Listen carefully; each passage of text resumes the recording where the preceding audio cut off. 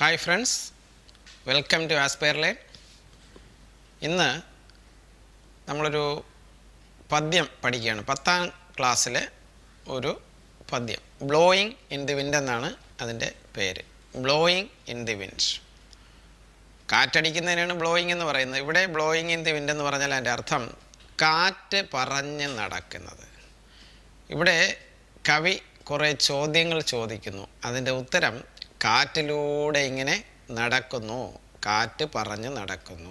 അതാണ് പദ്യത്തിൻ്റെ ടൈറ്റിലായിട്ട് കൊടുക്കുന്നത്. Blowing in the wind. നമുക്ക് ഇതാരാണ് എഴുതിയതെന്ന് നോക്കാം. Bob Dylan. It is the name of the poet. Bob Dylan എന്നുള്ളതാണ് നമ്മുടെ കവിയുടെ പേര്. He is an American singer, writer, artist and songwriter.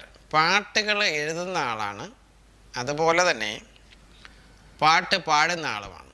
പാട്ട് എഴുതുന്ന ആളാണ്, മറ്റ് രചനകൾ നടത്തുന്ന ആളും ആണ്.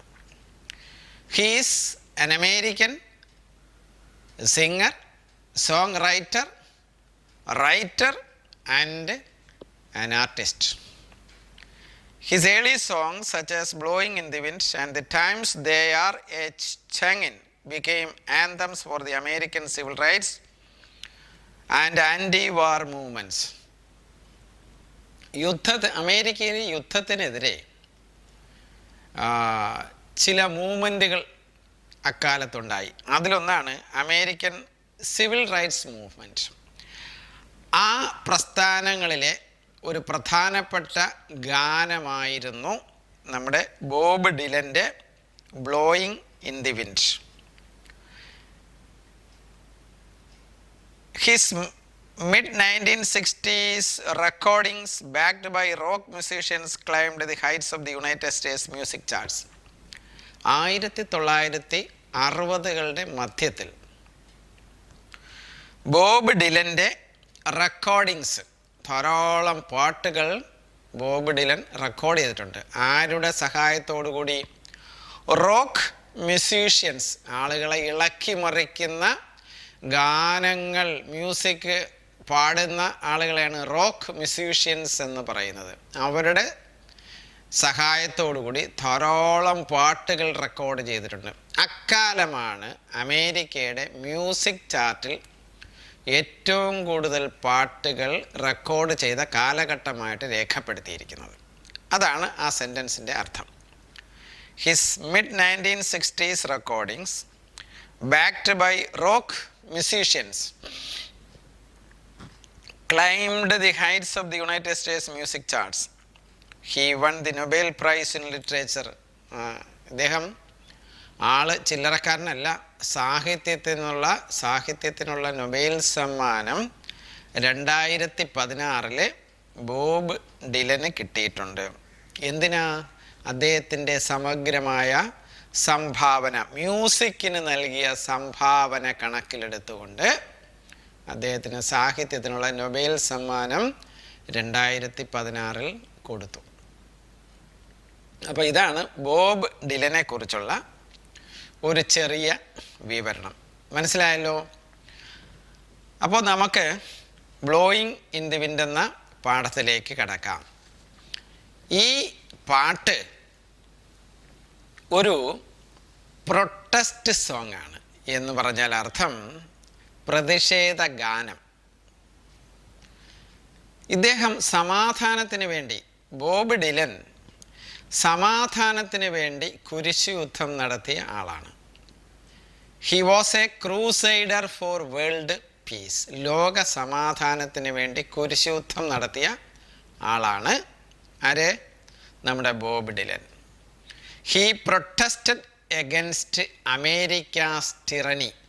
അമേരിക്കയിലെ ക്രൂര ഭരണത്തിനെതിരെ ഇദ്ദേഹം ആഞ്ഞടിച്ചു. നമ്മുടെ ഈ പാഠത്തിൽ അദ്ദേഹം ധാരാളം ചോദ്യങ്ങൾ ചോദിക്കുന്നുണ്ട്. ഉത്തരം കിട്ടാത്ത ചോദ്യങ്ങൾ, അതിനെ റെറ്ററിക്കൽ ക്വസ്റ്റ്യൻസ് എന്ന് പറയും. It is A protest song. ഞാൻ നേരത്തെ പറഞ്ഞു, ഇത് ഒരു പ്രതിഷേധ ഗാനമാണ്. In this song he raises a number of rhetorical questions about peace, war and freedom. സമാധാനത്തിനെ കുറിച്ചും യുദ്ധത്തെക്കുറിച്ചും പിന്നെ സ്വാതന്ത്ര്യത്തെക്കുറിച്ചും ധാരാളം ചോദ്യങ്ങൾ കവി ഈ ഗാനത്തിലൂടെ ചോദിക്കുന്നുണ്ട്. സിവിൽ റൈറ്റ്സ് മൂവ്മെൻറ്റിലുള്ള ദുഷ്ഫലങ്ങളെക്കുറിച്ചും ഈ പാട്ടിൽ നമ്മൾ കാണുന്നുണ്ട്. American civil rights മൂവ്മെൻറ്റിലെ ദുഷ്ഫലങ്ങൾ. വിയറ്റ്നാം വാർ നടക്കുമ്പോൾ അവിടെ കുറേയധികം ദുഷ്ഫലങ്ങൾ ആ രാജ്യത്തുണ്ടായി. സാധാരണക്കാർക്ക് ധാരാളം കഷ്ടതകളും ദുരിതങ്ങളും ഒക്കെ ഈ വിയറ്റ്നാം വാറിൻ്റെ സമയത്ത് ഉണ്ടായി. അതിന് പ്രധാന കാരണം റൂളിംഗ് അതോറിറ്റീസ് ഈ യുദ്ധത്തിനെ പ്രോത്സാഹിപ്പിച്ചു. ദേ ഫോക്കസ്ഡ് ഓൺ വാർ. അവർ യുദ്ധത്തിൽ ശ്രദ്ധ കേന്ദ്രീകരിച്ചു. ജനത്തിൻ്റെ ബുദ്ധിമുട്ട് അവർ കണക്കിലെടുത്തില്ല. ഇതാണ് നമ്മുടെ കവിയെ ചൊടിപ്പിച്ച ഒരു കാര്യം. കവി ഒരു പ്രതിഷേധ ഗാനമായി ഇതിനെ ഉപയോഗപ്പെടുത്തിയത് വേൾഡിൽ സമാധാനം പുനഃസ്ഥാപിക്കപ്പെടണം, ജനത്തിന് സ്വാതന്ത്ര്യത്തോടെ ജീവിക്കുവാനുള്ള ഒരു അവസരമുണ്ടാകണം. അതുപോലെ തന്നെ ആഫ്രിക്കൻ അമേരിക്കൻസ്, അവിടെ അമേരിക്കയിൽ 2 തരം ആളുകളുണ്ട്, വെള്ളക്കാരുമുണ്ട് കറുത്ത വർഗ്ഗക്കാരുമുണ്ട്. ഈ കറുത്ത വർഗ്ഗക്കാരോട് വെള്ളക്കാർ കാണിച്ചിരുന്ന ഒരു കാര്യമുണ്ട്, ഡിസ്ക്രിമിനേഷൻ, വിവേചനം, വർണ്ണവിവേചനം. ഇതും നമ്മുടെ കവിക്ക് ഇഷ്ടപ്പെട്ടില്ല. കവി അതിനെതിരെയും പടപൊരുതി. അങ്ങനെ ഒരു ഡിസ്ക്രിമിനേഷൻ ഉണ്ടാകാൻ പാടില്ല. They also have the freedom to live freely in America.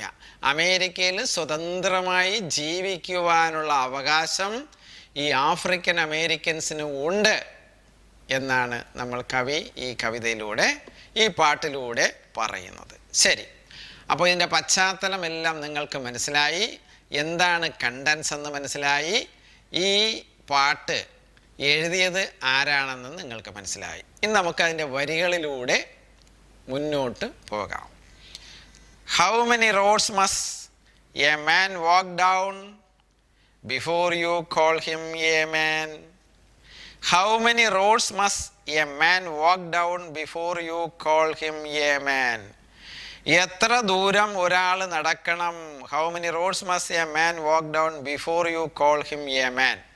ഒരാളിനെ, ഒരു മനുഷ്യനെ മനുഷ്യനെന്ന് വിളിക്കാൻ അദ്ദേഹം എത്ര ദൂരം നടക്കണം എന്ന് പറഞ്ഞാൽ അതിൻ്റെ മീനിങ് എന്ന് പറഞ്ഞാൽ, പണ്ട് അമേരിക്കയിൽ ഒരു വിശ്വാസം ഉണ്ടായിരുന്നു, ഒരു കുട്ടി ഒരു മനുഷ്യനായിട്ട് അവനെ കരുതണമെങ്കിൽ അവൻ യുദ്ധത്തിൽ പങ്കെടുത്തിരിക്കണം. അങ്ങനൊരു കസ്റ്റം, അങ്ങനൊരു ബിലീഫ്, വിശ്വാസം എവിടെ നിലനിന്നിരുന്നു? അമേരിക്കയിൽ നിലനിന്നിരുന്നു. It was believed that a boy can become a man only after going to war. This was their belief. ഇതായിരുന്നു അവരുടെ വിശ്വാസം. അങ്ങനെ യുദ്ധത്തിൽ പങ്കെടുക്കാതെ ഒരു കുട്ടി ഒരിക്കലും ഒരു മനുഷ്യൻ എന്നവർ അംഗീകരിച്ചിരുന്നില്ല. അതാണ് ഇവിടെ the poet ask how many roads. That means how many times A person would be required to fight വാർ. ഒരു ആള് എത്ര തവണ യുദ്ധത്തിൽ പങ്കെടുക്കണം, എത്ര സമരം ചെയ്യണം, എന്നാൽ മാത്രമേ ഒരാളിനെ ഒരു മനുഷ്യനായിട്ട് കരുതാൻ കഴിയൂ എന്നാണ് ഇവിടെ കവി ചോദിക്കുന്നത്. ഇനി മറ്റൊരു ഇൻ്റർപ്രിട്ടേഷനുണ്ട്. എത്ര തവണ യുദ്ധത്തിൽ പങ്കെടുത്താലേ ഒരു മനുഷ്യനെ മനുഷ്യനായി അംഗീകരിക്കൂ എന്നൊരു ഇൻ്റർപ്രിട്ടേഷൻ. ഇനി ഇതിൻ്റെ ഈ വരിയുടെ മറ്റൊരു ഇൻ്റർപ്രിട്ടേഷൻ എന്ന് പറഞ്ഞാൽ എന്താണ്? how much life experience a person has to suffer in order to be called a man.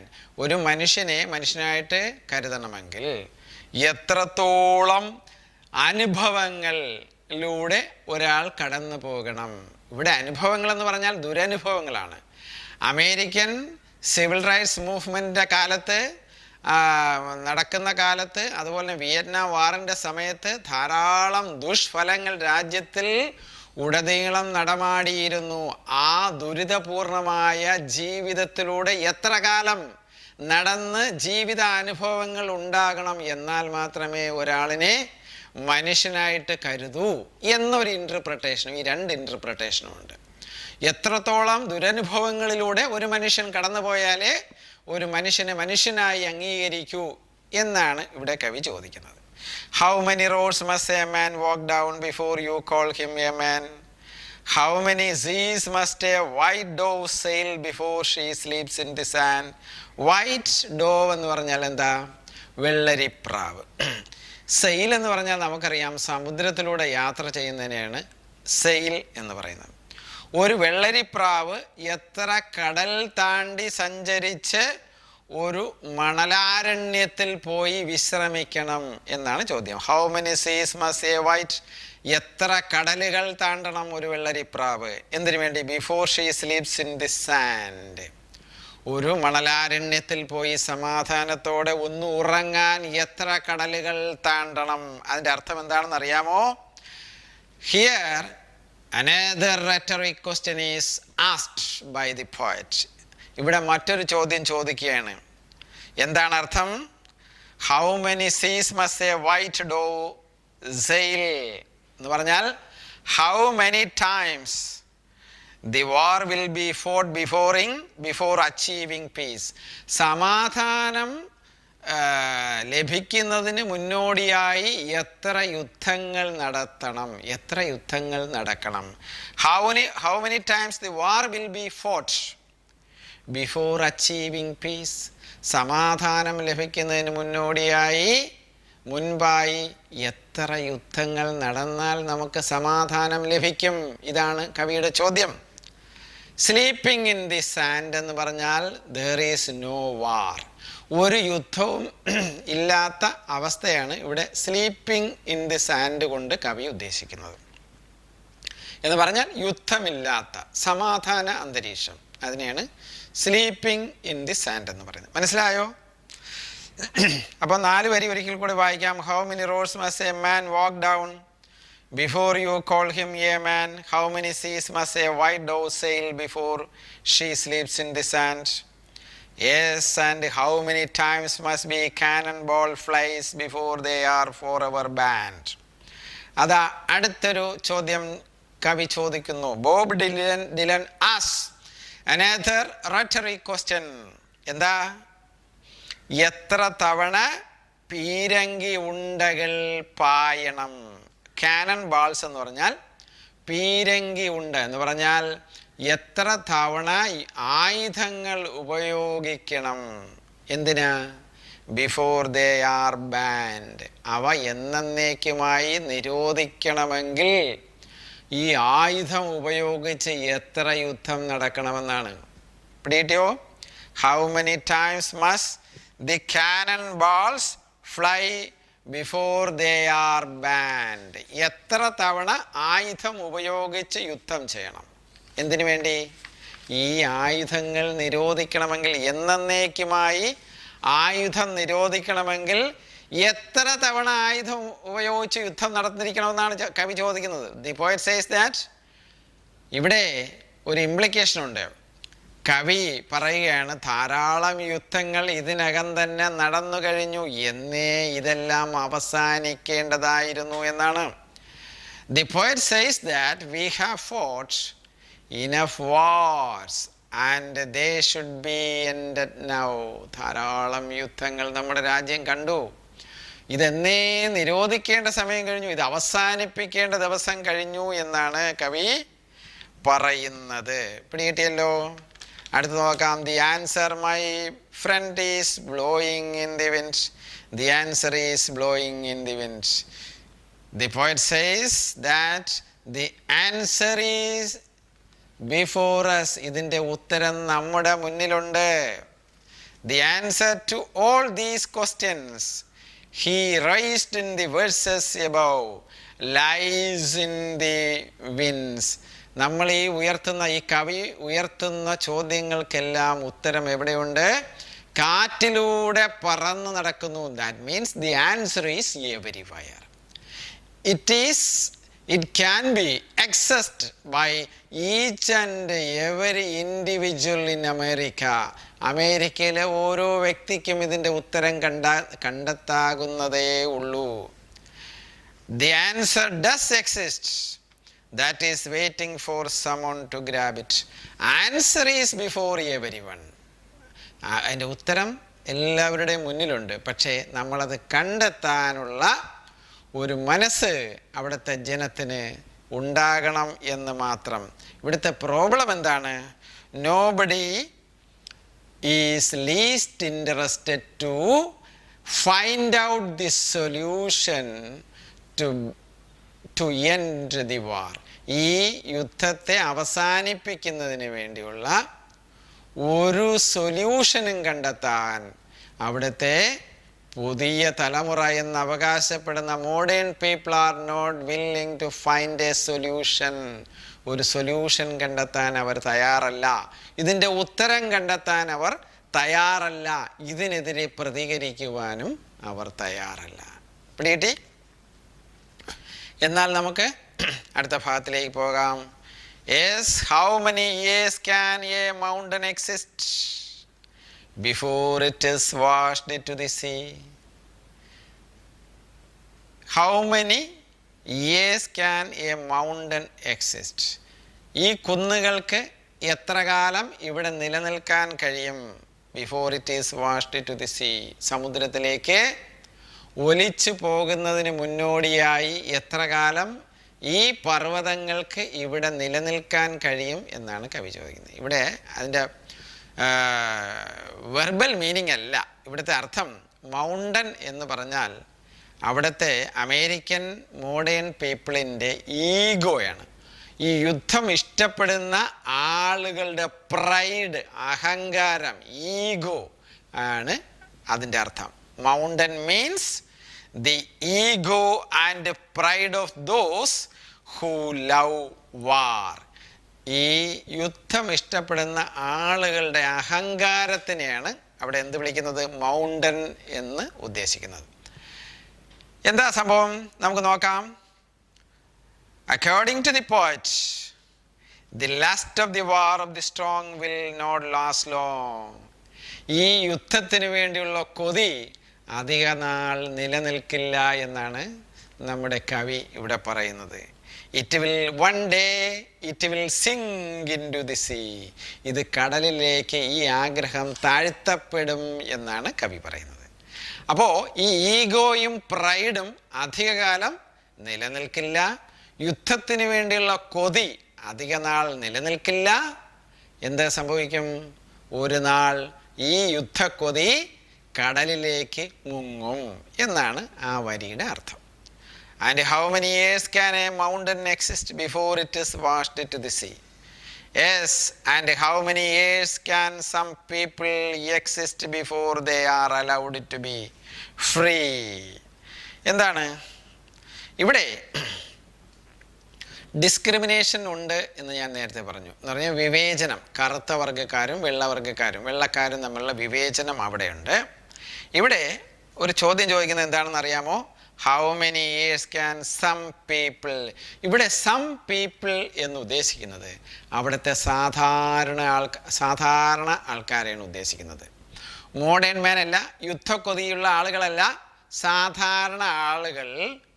അവർക്ക് സമൂഹത്തിൽ എന്ന് പറഞ്ഞാൽ റേഷ്യൽ ഡിസ്ക്രിമിനേഷൻ അനുഭവിക്കുന്ന സാധാരണ ജനത്തിന് എതിർക്കുവാനോ സമൂഹത്തിൻ്റെ മധ്യത്തിൽ വന്ന് ഫ്രീ ആയിട്ട് ഇടപെടുന്നതിനോ ഉള്ള സ്വാതന്ത്ര്യമില്ല. They do not have any space in this society. സമൂഹത്തിൽ മാന്യമായ സ്ഥാനമില്ലാത്ത ആളുകളെയാണ് അവിടെ എന്തുദ്ദേശിക്കുന്നത്? Some people. അതാണ് exist. They are merely exist. അവർ കഷ്ടിച്ച് ജീവനോടെ ഇരിക്കുന്നു എന്നുള്ളതേ ഉള്ളൂ എന്നാണ് അങ്ങനെയുള്ള ആളുകൾ. But before they are allowed to be free, അവർക്ക് ഫുൾ ഫ്രീഡം കിട്ടുന്നതിന് മുമ്പ് എത്ര നാൾ അവർ വെറുതെ ജീവനോടെ സമൂഹത്തിൽ വെറുതെ അവശേഷിക്കും എന്നാണ് കവിയുടെ ചോദ്യം. അപ്പോൾ discrimination against the African Americans who were treated as second class citizens, അമേരിക്കയിലെ കറുത്ത വർഗ ആഫ്രിക്കൻ അമേരിക്കൻസിനെ അമേരിക്കയിലെ വെള്ളക്കാർ എങ്ങനെ ട്രീറ്റ് ചെയ്തിരുന്നു? അവരെ എങ്ങനെ ട്രീറ്റ് ചെയ്തിരുന്നു? സെക്കൻഡ് ക്ലാസ് സിറ്റിസൺസ്, രണ്ടാം കിട പൗരന്മാരായിട്ടാണ് അവരെ കരുതിയിരുന്നത്. In spite of living in free country, ഒരു സ്വതന്ത്ര രാജ്യത്തിലെ ആളുകൾ, സ്വാതന്ത്ര്യത്തോടുകൂടി ജീവിക്കുവാൻ അവകാശമുള്ള ആളുകളെന്ന് കരുതാതെ they were being treated as second class citizens, രണ്ടാം കിട പൗരന്മാരായിട്ട് അവരെ വേർതിരിച്ചിരുന്നു എന്നാണ്. ഇതാണ് ആ രണ്ട് വരിയുടെ meaning. How many years can some people exist before they are allowed to be free? Yes, and how many times can a man turn his heart and pretend that they just doesn't see? He just doesn't see. എന്താണ് അതിൻ്റെ അർത്ഥം? ഇവിടെ ഞാൻ പറഞ്ഞു, discrimination, racial discrimination നിലനിന്നിരുന്നു. ധാരാളം കൊള്ളരുതായ്മകൾ അവിടെ നിലനിന്നിരുന്നു.